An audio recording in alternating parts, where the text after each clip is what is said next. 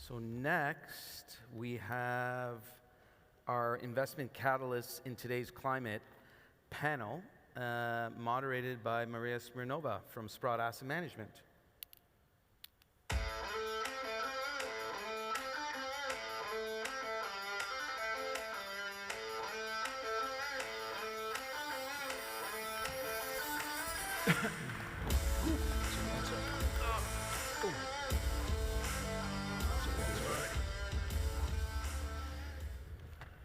Hi, everyone. Thank you for joining us today. My name is Maria, and as you've heard, I work for Sprott Asset Management, so I'm a portfolio manager. So my day-to-day job is to talk to companies, invest in companies.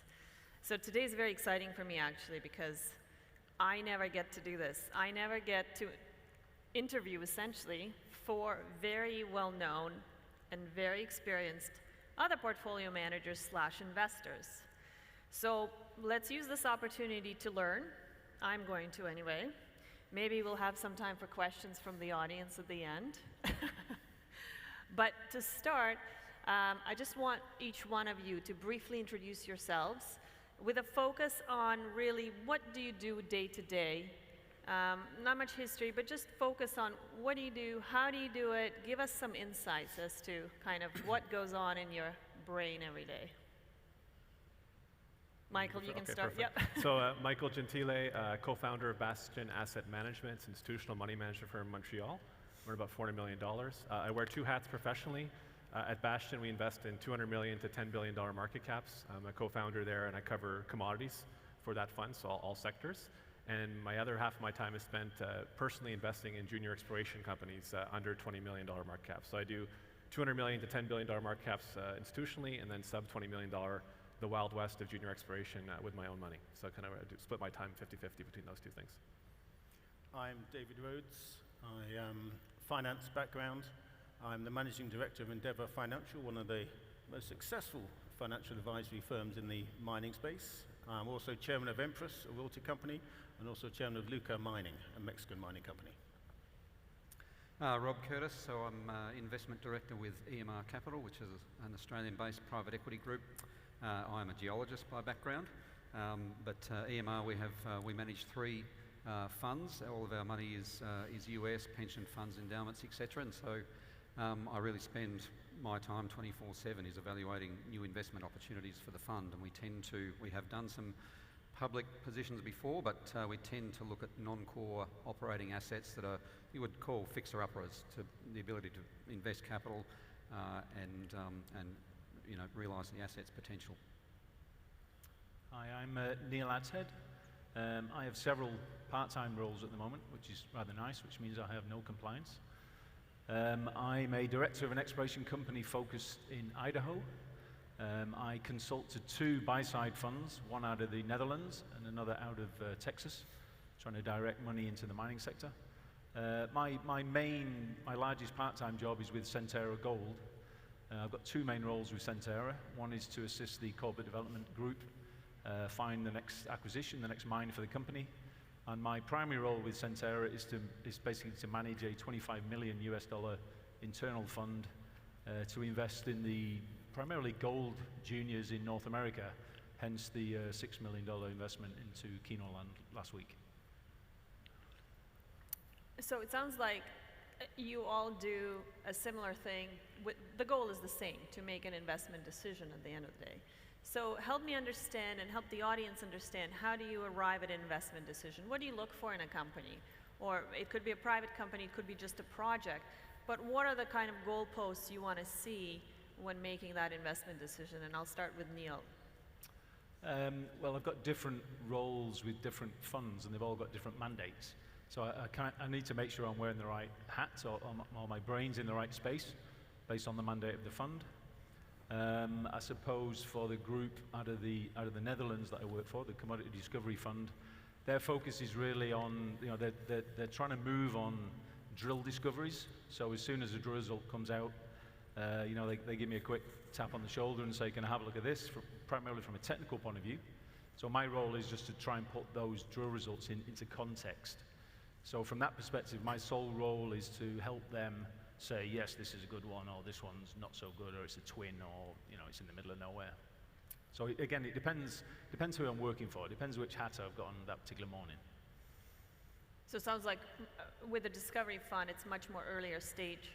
Earlier stage, but post-drilling. Post-drilling? You basically have to react to the drill result. So you don't get to the economic studies, you don't get to that analysis. Okay. No, they're basically trying to ride that, to use the Lassonde curve, they're trying to ride that straight up to the top and not down the other end. Makes sense. Okay, and Robin, you?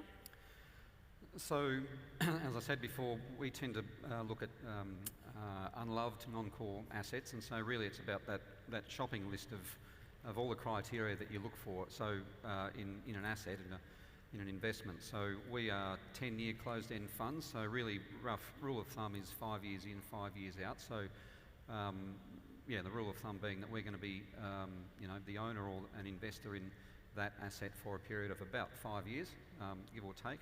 And so really it's about improving that asset during the course of our investment. And so 5 years doesn't sound like much to some people, but I mean, you're going to own that asset, and so really it's looking at that shopping list of all of the aspects that you really need to get comfort around and understand through your due diligence process and through the ownership or the investment in the asset. And that's everything from, break it down into two things. There's the above ground and there's the below ground.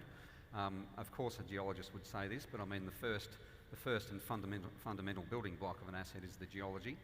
And then, so that's your, commodity, all of that stuff, and then coming from a technical background, looking at that, and then the above ground stuff, and that's everything, from plant infrastructure, but tailings, and then community relations and all of those issues as well. And so really at the front end, you want to be looking at all of that, because that's going to matter throughout the course of your investment. So sounds like much more holistic from top to bottom. Okay. And David? Yeah, I'm more of a feasibility study financier and investor. So I need a lot of the work to have been done. So I need to have reports to read, studies to review, third-party independent sign-offs. So very much more of a later stage than the Discovery Fund is looking at. So really the experience of the people in the business. Have they done this before? Also the quality of the reports. You can easily pick up a report, and with experience you can see whether it's written to be a sale document or actually for a document to be actually built upon. So that gives you a kind of flavor of whether it's a real document that you can add value to. With my finance background, if bankers or financiers are going to finance the mine, they do a lot of due diligence. They do a lot of heavy due diligence on the asset before they actually lend money and finance it. So that's another criteria when I'm looking to invest. Has a third-party financier looked to finance it?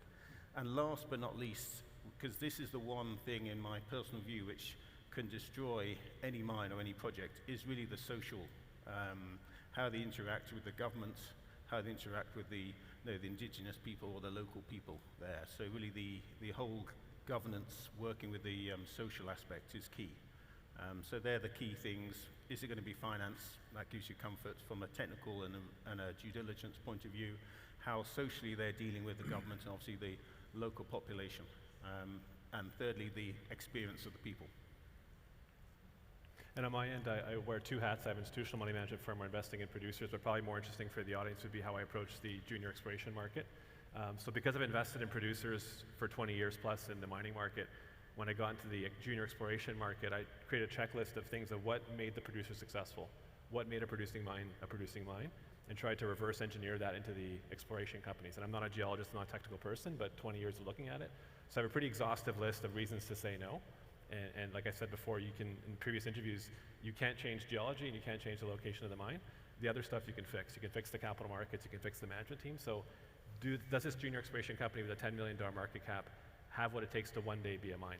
And if the answer is no, I'm not interested. I'm not interested in trading on drill bit stories or assay stories or promotions.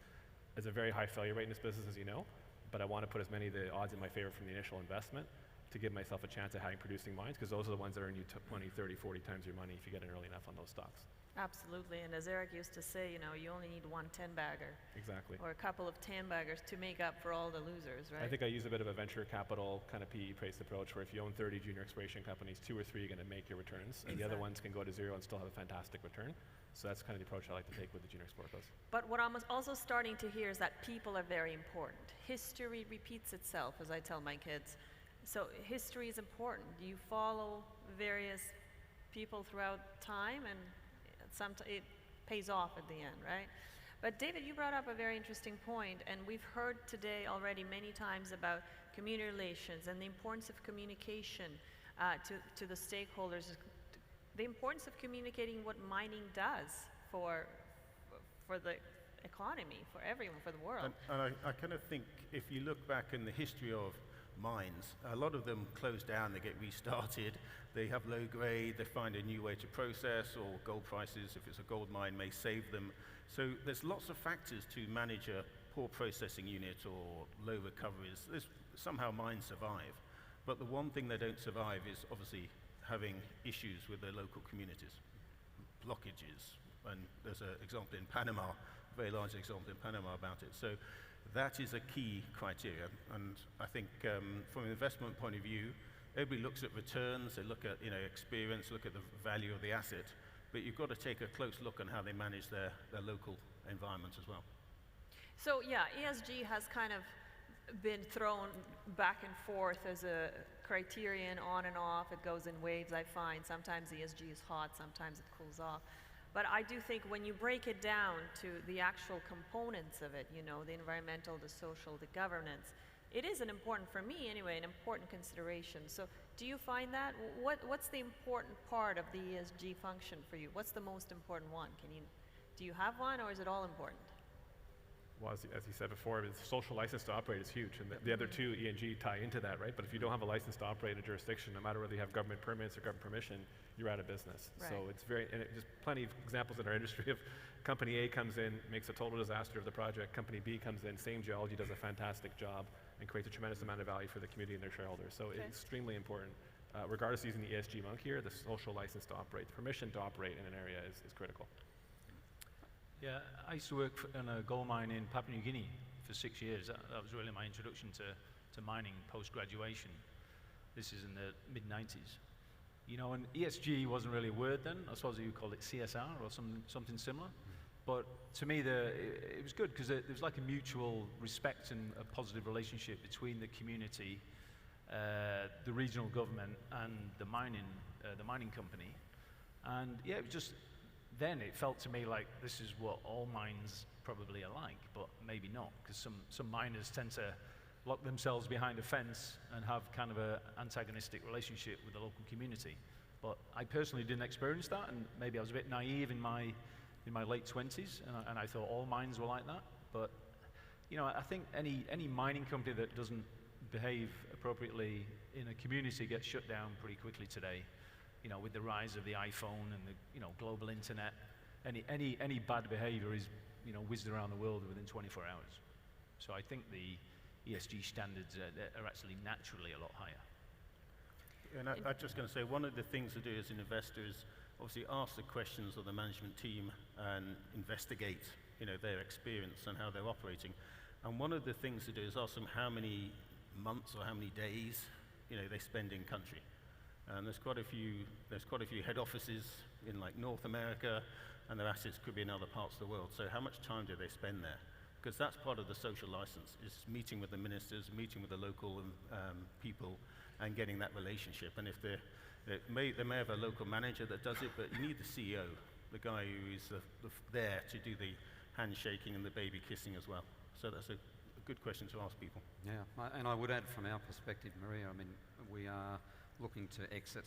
This is sort of going back to your original question, but it matches here as well. Is one of the things that we do, probably the most rigorous due diligence around is how do we exit this investment? Because anybody can invest and get in. How do you get out? And depending on what sort of investor you are, but everybody, what does success look like, and how do you exit? And for us, we are generally selling, a majority or an entire 100% of an asset, and so everything matters. But ESG, excuse me, ESG and those issues are critical, because you're going to be looking to exit that investment and sell to another company probably in 5 to 6 years' time, and they're going to do their own due diligence. And if the social license and those issues aren't in good standing, then, you know, how do you get out? Yeah, that's a good question. Well, let's move on. How about things you know, are a no-go for you? How about when you see something or an aspect of the project of the company that you just say, no, I cannot invest in this? I will go first. One of my real pet hates, and I am talking about probably recent experience looking at projects, but it's not to say that it can't be done and it doesn't happen successfully, but the cheap and cheerful startup, we'll just get into production and then we'll we'll expand from there, and then we'll kind of worry about everything else later. We'll just get into production first. And again, you would expect the geologist to say it, but I mean, where I've seen most companies run into issues there is insufficient drilling, infill drilling in those early years through commissioning and ramp up, because it's not fun when you go mining and you expect the ore body to be grading 6 grams and it turns out it's grading 1.5. Yeah, I think I concur, and I think I'd be looking to get a mine developed based on a PEA or PFS. Sadly, in mining, you've got to do this hard yards of doing the studies, you know, getting that plus and minus 30% on a pre-feasibility down to plus and minus 10% on a feasibility study. So do not try, please. Too many graveyards of mines trying to finance and develop based on a pre-feasibility or PEA. I mean, for me in the junior exploration market, I'll look at 100 investments before I buy one. So my list of reasons to say no is longer than this audience. So I think we'd be here for 4 hours. I would say one thing, I think if it does tick all the boxes, but a lot of people don't pay attention to, is the capital structure of the company, especially in a junior company. So I often get pitches where there's 50 million shares outstanding, it's a $20 million market cap, and I found out that 45 million of those shares are issued at a penny, and they're coming to me to finance the company at 20 cents. That can have a very hard time getting a good cost of capital in the market because the stock is permanently for sale. So if it ticks all the boxes, but the capital structure or the way they financed the company in the past is not attractive, that can give you a really negative impetus in the market to future financings, and your cost of capital is going to be pretty really high. So there's lots of reasons to say no. That could be a theme of another 2-hour interview. Oh, we could go on and on. I call that the promote, by the way. Yeah. What's the promote here, right? Okay, let's move on. I think, you know, I have written down so many different questions for you guys, but we are running low on time. So why don't we go to a bit of a different angle now? I think Neil and some of you have brought up the regulatory environment, right? And of course, the Canadian exchanges and the Canadian regulators have been criticized over time for various things. So any opinions on that? How can the regulators improve the investment climate for Canadian investors? And can we learn anything from other stock exchanges, like maybe Australia? Yeah, I'll start. So my last full-time job was as a portfolio manager with Sprott, but I was actually managing a US-based fund. So it was a little bit different managing a US-based fund compared to managing a Canadian fund. And there was a lot more compliance and regulations. And there were certain things that I learned over time which became problematic for an American investor to put money into the Canadian Stock Exchange. One of which, I still don't really understand what the 4-month hold is all about. No one's ever explained to me why Canada has a 4-month hold. You know, I can buy stocks in a placement in Australia and it's free trading within 5 days.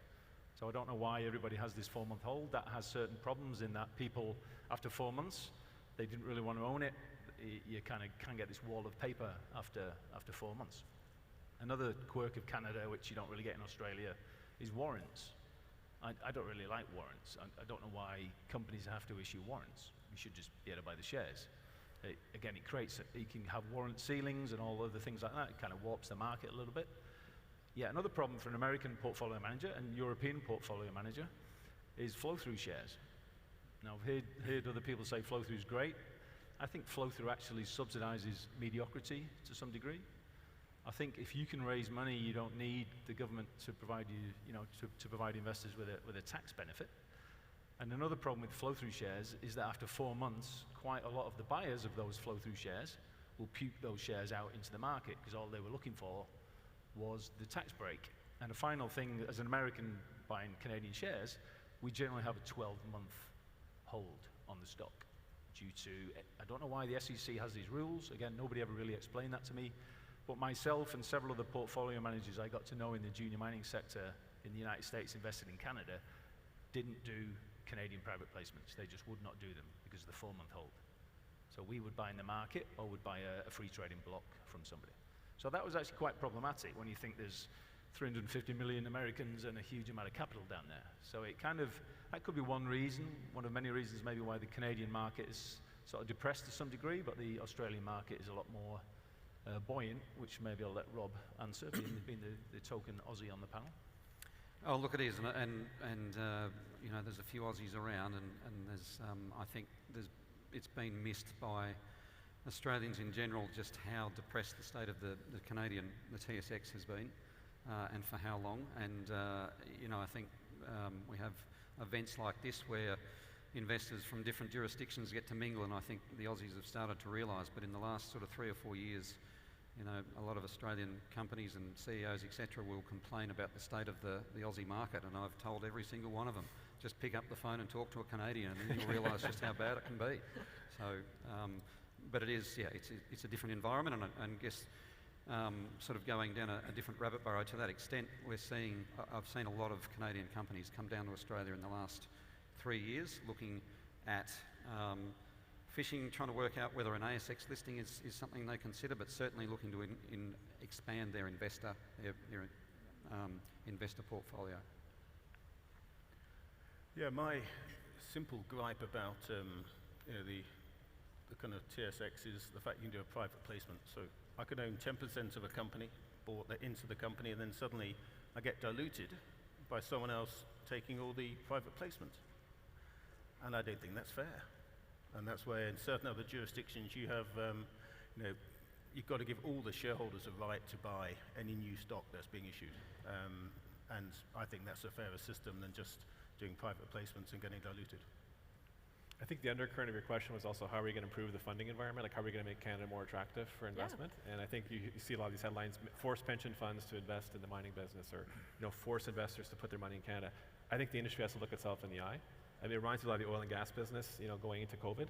The industry was wildly outspending cash flow. There were capital destroyers, serial capital destroyers. And the oil and gas industry got the message mainly because they almost had a near-death experience in 2020, where they started to focus on return on capital, better management teams, rewarding management for good behavior versus bad behavior. I think the mining sector has to move more towards that. I'm talking more in the junior exploration sector.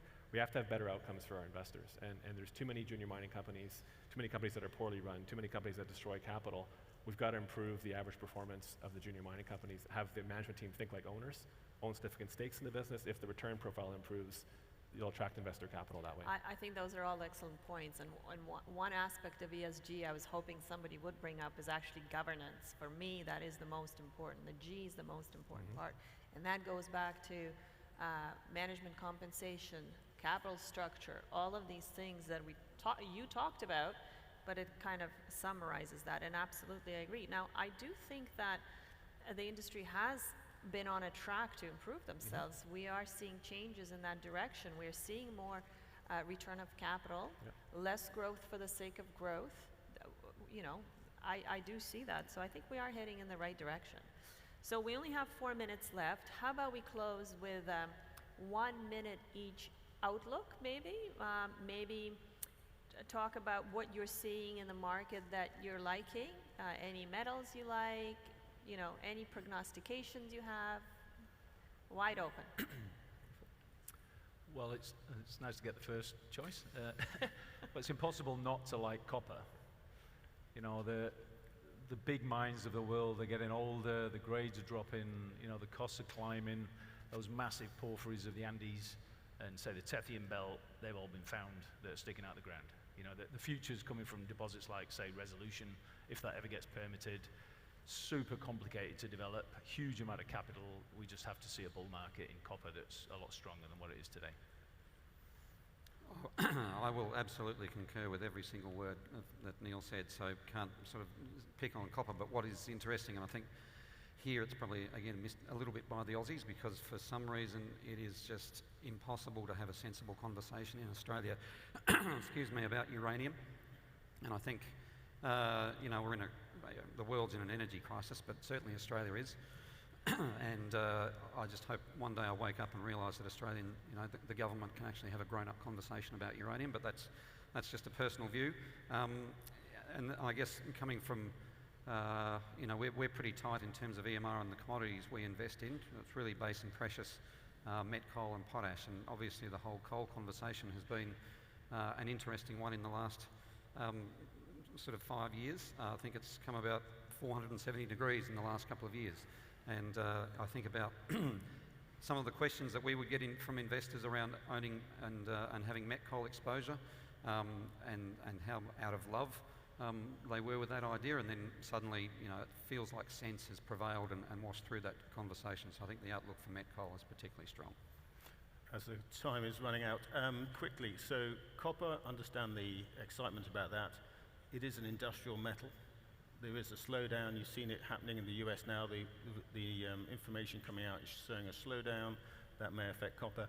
I'm very excited about gold. It's going to $3,000 bucks.